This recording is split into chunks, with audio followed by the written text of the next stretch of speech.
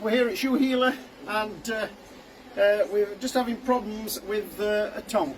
The tongue in your boot. If you have a tongue in your boot and it's quite a tall boot like this, you'll sometimes find that as you're walking, it works its way round. Can you just see that? It works, as you're walking away, it works its way around to the inside or to the outside.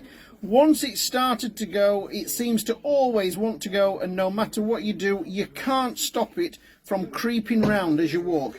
So what we've done here on this lovely pair of churches is we've just put a few stitches at the side and just stitched the tongue in place. So there's still plenty of room to get your foot in, but that tongue now is stitched, just a few little stitches on the inside where the original stitching was, and it just stops this creeping round as you're walking along.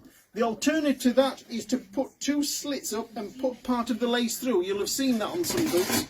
But on an elegant boot like this Churches, we just wanted to put a few stitches in just to hold that tongue in place. So this is the alternative to stitching, is two little cuts in there.